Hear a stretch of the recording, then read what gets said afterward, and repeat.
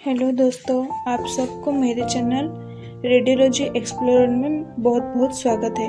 मेरे चैनल का नाम पहले लर्निंग विथ मधुस्मिता था, पर मैं उसे चेंज करके रेडियोलॉजी एक्सप्लोरर रखी हूँ। तो आप सबको स्वागत है मेरे चैनल पे।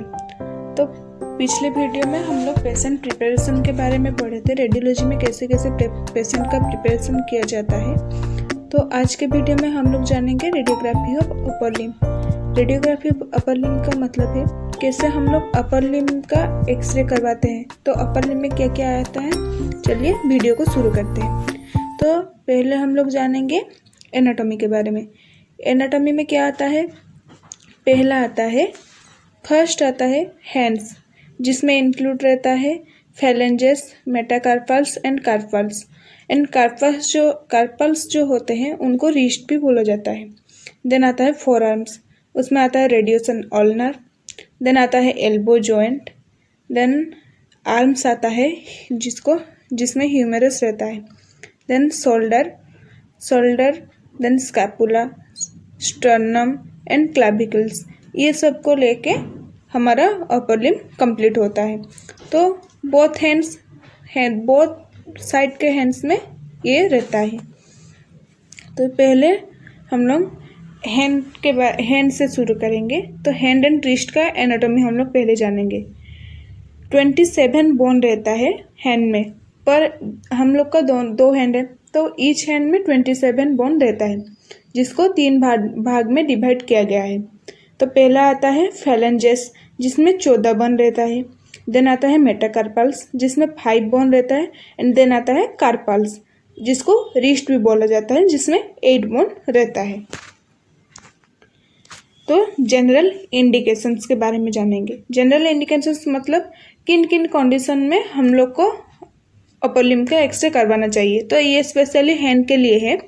तो देखते हैं, पैगेट्स डिजीज, जिसमें डिस्ट्रक्टिव बोन डिजीज होता है। RA rheumatoid arthritis, OA osteoarthritis and Ewing's carcinoma, then osteomyelitis etcetera, ये सब रहता है। देन ट्रोमा, डिसलोकेशन, फ्रैक्चर, ये सब के केस में करवाते हैं। देन बेंटन्स फ्रैक्चर, जिसमें fracture of first metacarpal bone रहता है। बॉक्सर्स फ्रैक्चर, जिसमें फ्रैक्चर ऑफ द एक ही मेटाकार्पल बोन का फ्रैक्चर होता है हैंड में। तो उसके बाद में आता है स्केर्स फ्रैक्चर, जिसमें मतलब अल्नर जो होता है वो कोलेटरल लिगामेंट, मतलब थंब का जो लिगामेंट होता है उसके साइड में से वो फ्रैक्चर होता है। देन स्मिथ्स फ्रैक्चर में होता है कि डिस्टल रेडियस का फ्रैक्चर होता है, वो palmar angulation of distal fracture fragments होता है। देन कोइल्स फ्रैक्चर, जिसमें रहता है कि radius in wrist associated with dorsal angulation.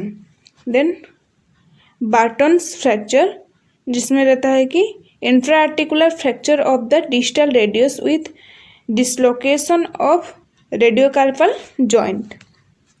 General procedure, तो जनरल प्रोसीजर हम लोग को क्या क्या प्रोसीजर करवाना चाहिए एक्सरे के लिए। पहले तो हम लोग को सेंटर लाइट जो होता है वो IR मतलब इमेज रिसेप्टर से सेंटर करवाना चाहिए। देन डिवाइस का इमोबिलाइजेशन जरूरी है। देन उसका लैंडमार्क जो होता है, हम लोग किसी भी चीज़ का एक्सरे करें उसका एक लैंडमार्क रहता है, कौन सा साइड लेफ्ट साइड का है, कौन सा साइड राइट साइड का है। तो एक लैंडमार्क देना वो सफिशिएंट होता है, आइदर लेफ्ट साइड का दीजिए या फिर राइट साइड का दीजिए, तो वो देना चाहिए। देन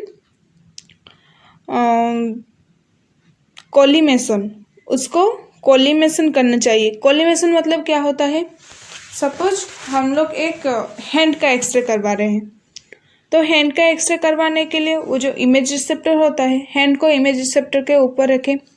देन कोलिमेशन जो होता है, जो हमारा एक्सरे ट्यूब है उससे एक लाइट आता है, तो उस लाइट को हमारा हैंड मतलब हमारा कितना पार्ट का हम लोग का एक्सरे जरूरी है उसी हिसाब से उसको कोलिमेट करते हैं, मतलब उसी हिसाब से हम लोग उस लाइट को रखते हैं, मेजरमेंट करते हैं, ताकि रेडिएशन हमारे बॉडी को ज़्यादा ना लगे, क्योंकि रेडिएशन हमारे लिए हार्मफुल है। तो उसी हिसाब से हम लोग उसको कोलिमेट करते हैं। और जो भी लॉन्ग बोन का हम लोग एक्सरे करवाते हैं उसमें एटलीस्ट हमको ये ध्यान रखना है कि एटलीस्ट एक ही जॉइंट उसमें आना चाहिए। सपोज हम लोग हैंड मतलब कि फोर आर्म का एक्सरे करवा रहे हैं, तो फोर आर्म का एक्सरे करवा रहे हैं उसमें आइदर एल्बो जॉइंट आना चाहिए और रिस्ट जॉइंट आना चाहिए, एक जॉइंट उसमें मोस्टली आना चाहिए। तो इसका हम लोग को ध्यान रखना होता है। तो थंब रेडियोग्राफी, तो हैंड से पहले हम लोग थंब के बारे में जानेंगे, थंब में कैसे कैसे एक्सरे करवाया जाता है। तो चलिए देखते हैं।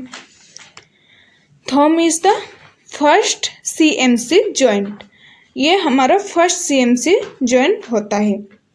देन पैथोलॉजी डेमोन्स्ट्रेशन में क्या आता है, फ्रैक्चर होता है या फिर डिसलोकेशन होने पे हम लोग थंब का एक्सरे करवाते हैं। प्रोजेक्शंस में आता है, उसको पीए व्यू में रख सकते हैं, लैटरल या फिर एपी, ये 3 प्रोजेक्शन में मैक्सिमम थंब का एक्सरे किया जाता है। तो एक एक करके जानेंगे। पहला आता है पीए व्यू। तो पीए व्यू कैसे हम लोग करेंगे, हम लोग का हैंड जो होता है वो लेटरल पोजीशन में रहेगा। पोजीशनिंग तो मैं पढ़ा चुकी हूँ, उसमें आप लोग जान चुके हैं कौन सा लेटरल है, कौन सा पीए, कौन सा एपी है। तो हैंड जो है हमारा वो लेटरल पोजीशन में रहेगा। देन थंब जो होता है वो हैंड के तरह लेटरल में नहीं रहेगा, वो थंब से थोड़ा बाहर रहेगा, जैसे एंगल होके यहाँ पे पिक्चर में दिखाया गया है। तो वैसे रखे तो हमारा हो गया, थंब तो आ गया पीए व्यू में। पीए मतलब पोस्टीरियर साइड रहा हमारा एक्सरे ट्यूब के तरफ, एंड एंटीरियर साइड रहा हमारा इमेज रिसेप्टर के तरफ। तो पीए व्यू हो गया। तो इस पोजीशन में हम लोग को एक्सरे करवाना है। स्ट्रक्चर शोन मतलब इसमें क्या क्या स्ट्रक्चर शोन होगा, IP joints, first CM joints, proximal and distal phalanges is visible. Then central ray जो होता है वो central ray perpendicular to first metacarpophalangeal joint, मतलब फर्स्ट एमसीपी जॉइंट में सेंटर्ड होगा। सेंट्रल रे हम लोग कैसे जानेंगे, जब हम लोग एक्सरे ट्यूब में जो कोलिमेट करते हैं या फिर कुछ सेंटरिंग करते हैं उसमें 2 लाइन रहता है, एक प्लस टाइप का 2 लाइन रहता है।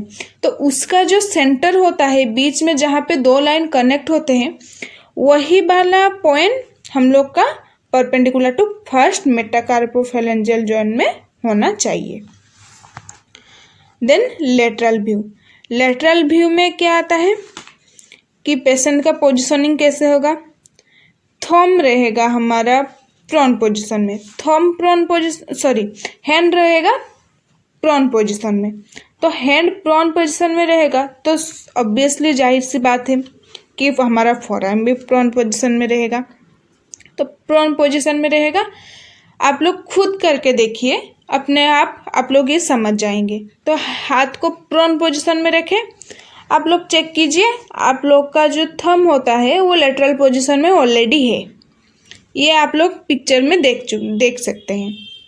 थंब को प्रोन में रखते हैं तो हैंड को प्रोन में रखते हैं तो थंब हमारा लेटरल में आ ही जाता है। तो वैसे ही रखना है। स्ट्रक्चर शोन, सिस्मोइड बोन होता है वो दिख जाता है इसमें। Then IP joint, proximal and distal phalanx and first CM joint is visible. Central ray similar to the first, perpendicular to first MCP joints. Then आता है PA view। अब PA view कैसे किया जाए, तो पेशेंट का हैंड जो होता है वो एक्सट्रीमेटेड मीडियली रोटेट होगा। तो अपना थंब को मीडियली रोटेट करके देखिए, मीडियली रोटेट कर दिए तो हैंड को मीडियली रोटेट करके देखिए। तो देखिए आप लोग का थंब एपी व्यू में आ गया है, जैसे इस पिक्चर में देख सकते हैं। देन थंब का जो पोस्टीरियर साइड है वो इमेज रिसेप्टर से क्लोज रहेगा।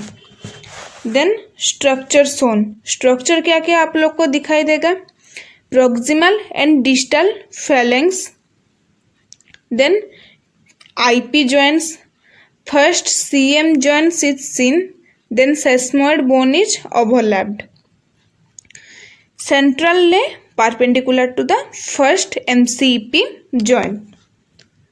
Then radiographic criteria, radiographic criteria में क्या दिखाई देगा, evaluation criteria, evaluation criteria में IP joints are clearly open and in profile, sesamoid bone is seen in lateral view, no rotation should be advised, first metacarpal to distal phalanx should be included. Then exposure factor, exposure factor क्या होता है, हम लोग जो x ray जो करवाएंगे उसके लिए KVP, MS ये सब का ज़रूरत होता है। तो कितना अमाउंट का हम लोग KVP MS देते हैं उसको एक्सपोजर फैक्टर बोलते हैं। तो देखते हैं, ये KVP जो होता है वो 40 to 45 रह सकता है, MS जो होता है 2 to 3 रहेगा, ग्रिड उसमें ज़रूरत नहीं है, FFD 100 रहेगा, FFD मतलब फिल्म टू फोकस डिस्टेंस, मतलब हमारा हैंड से हमारा जो एक्सरे ट्यूब का डिस्टेंस है वो 100 सेंटीमीटर रहेगा। कैसेट जो होता है 8x10, मतलब छोटा वाला कैसेट हम लोग यूज करेंगे। देन प्रोजेक्शंस ऑफ हैंड, तो थंब का तो कंप्लीट हो गया। देन अब हम लोग हैंड के बारे में जानेंगे। तो हैंड में आता है 2 टाइप का प्रोजेक्शंस, पहला होता है बेसिक प्रोजेक्शन। बेसिक प्रोजेक्शन मतलब हम लोग नॉर्मली जो भी केसेस होता है मैक्सिमम वही प्रोजेक्शंस के लिए आता है। स्पेशल प्रोजेक्शन कुछ चीज़ें हैं, कुछ टाइप का मतलब डायग्नोसिस है जिसमें स्पेशल प्रोजेक्शन किया जाता है। तो बेसिक में आता है PA view, lateral view and PA oblique view. Then special projections में आता है AP व्यू, बायलेटरल, और उसको बॉल कैचर्स व्यू भी बोला जाता है। बॉल कैचर्स व्यू क्यों बोला जाता है वो हम लोग आगे जाके जानेंगे। तो चलिए शुरू करते हैं। PA व्यू, तो PA व्यू में पैथोलॉजी डेमोन्स्ट्रेशन, मतलब किस किस कंडीशन में हम लोग को करना चाहिए। पहला आता है फ्रैक्चर, बोन्स में कुछ फ्रैक्चर हो गया, dislocation, joints dislocation, foreign body of phalanges bone और metacarpals and all joints of the hand, मतलब ओवरऑल हम लोग का हैंड का टोटल जॉइंट दिखने मिले, उसमें कुछ फ्रैक्चर हो गया, डिसलोकेशन, आपका एक्सीडेंट हो गया तो कुछ फॉरेन बॉडीज इंसर्ट किया है, ये सब कुछ देखने के लिए हम लोग करते हैं। पेशेंट पोजिशनिंग, तो पेशेंट पोजिशनिंग हम लोग कैसे करेंगे, हाथ को सीधा लेंगे, इमेज रिसेप्टर के ऊपर प्रोन पोजीशन में रख देंगे, हो गया पेशेंट पोजिशनिंग। तो उसमें ऐसे तो हम लोग एग्जाम में नहीं लिख सकते, तो देखते हैं।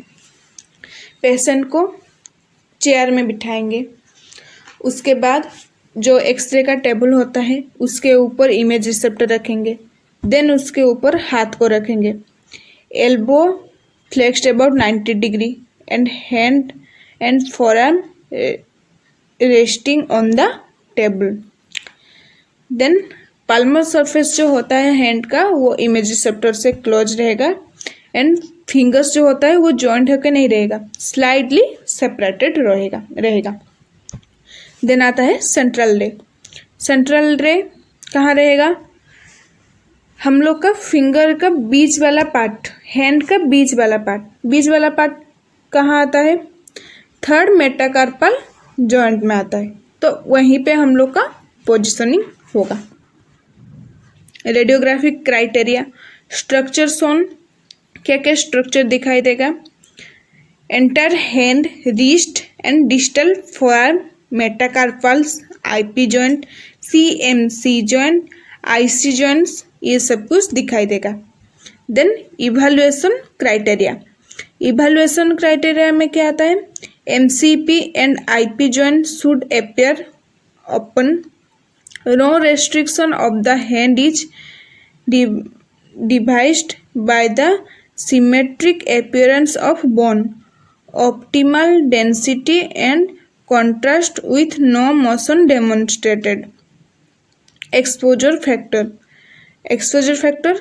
KVP 40-45, MS 2-3, ग्रिड का जरूरत नहीं है, FFD 100 centimetre and cassette 8x10। Lateral view जैसे हम लोग थंब का पीए व्यू किए थे, एग्जैक्ट सेम ही होगा हैंड का लेटरल व्यू। तो उस केस में जैसे हम लोग पहले देखे थे, पैथोलॉजी डेमोन्स्ट्रेशन बिल्कुल सेम है। पेशेंट पोजिशनिंग, पेशेंट चेयर के ऊपर बैठेगा, टेबल के ऊपर हाथ रखेगा, एल्बो एक्सटेंड 90 डिग्री रहेगा फ्रॉम हैंड एंड फोरआर्म जो होता है वो टेबल के ऊपर रेस्टिंग पोजीशन में रहेगा। Then hand and wrist with thumb rotated extendedly with MCP joint center into IR, मतलब हमारा MCP जॉइंट जो होता है वो इमेज रिसेप्टर के सेंटर में रहेगा। Insert all fingers and metacarpals are superimposed directly or a true lateral position. Then central ray जो होता है perpendicular to the second metacarpal joint में रहेगा। Radiographic criteria, structure shown, structure क्या क्या दिखाई देगा, carpal, metacarpal and phalanges in lateral and thumb in true PA position is seen. Evaluation criteria, hand is true lateral if phalanges, metacarpals, distal radius ulna and are superimposed. Thumb free from superimposition, extend digits. Exposure factor KVP 40-45 और less than 40, मतलब 35-40 या 40-45। MS 2-3, grid की जरूरत नहीं है, FFD 100 centimetre, cassette 8x10। PA oblique view, then PA oblique view में कैसे करेंगे, जैसे पैथोलॉजी डेमोन्स्ट्रेटेड सेम रहेगा। ऑस्टियोपोरोसिस एंड ऑस्टियोआर्थराइटिस के केस में ये कर सकते हैं extra. Then patient positioning, patient chair के ऊपर बैठेगा, टेबल पे ऊपर उसका हाथ रहेगा, elbow extend about 90 degree and hand and forearm जो होता है वो रेस्टिंग पोजीशन में रहेगा, हाथ प्रोन पोजीशन में रहेगा। देन हाथ enter hand and wrist, rotate होगा 45 डिग्री, 45 डिग्री रोटेट होगा जैसे पिक्चर में दिखाया गया है। Central ray perpendicular to the third metacarpal joint. Radiographic criteria, structure shown, metacarpals, carpals, MCP joints, phalanges, IP joints and first distal forearm are visible. Evaluation criteria, MCP and IP joints are open, no overlap of soft tissues, slightly overlap of metacarpal, base and hand. Exposure factor KVP 40-45 या 35-40, MS 2-3, grid की जरूरत नहीं है, FFT 100 centimetre, cassette 8x10। Then आता है special position जिसमें आता है एपी ऑब्लिक व्यू और बॉल कैचर्स व्यू।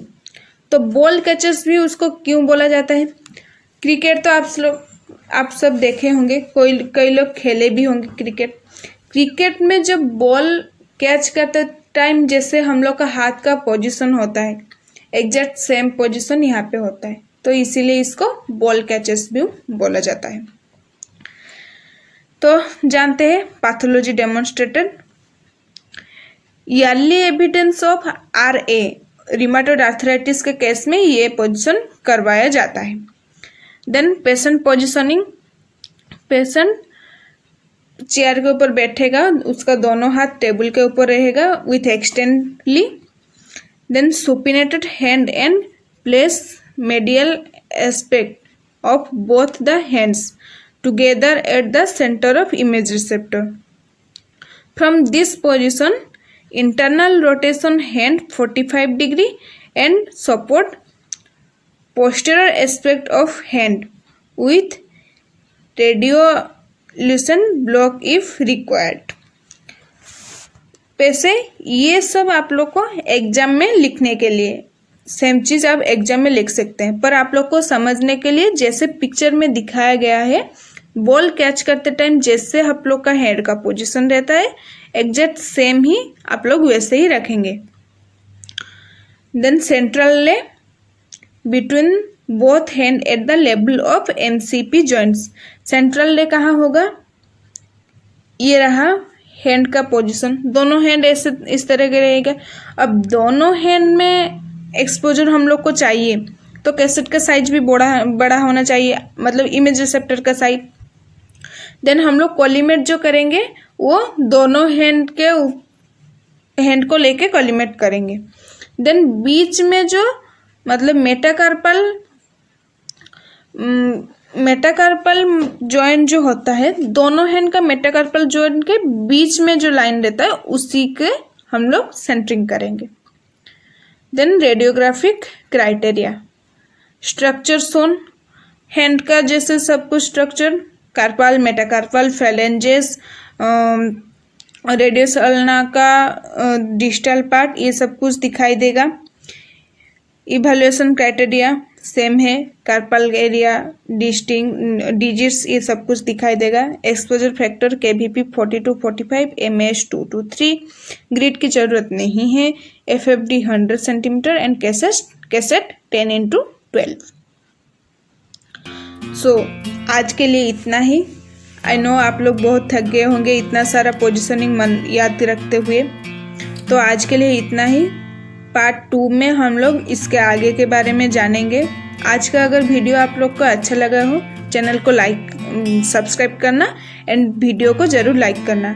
और आप लोग अगर मेरे चैनल में नए हो, ऐसे ही नया और वीडियो देखने के लिए आप मेरे चैनल को सब्सक्राइब कीजिए। एंड आज के वीडियो को इतना तक देखने के लिए आप लोग को बहुत बहुत धन्यवाद। मिलते हैं नेक्स्ट वीडियो में, तब तक के लिए बाय बाय।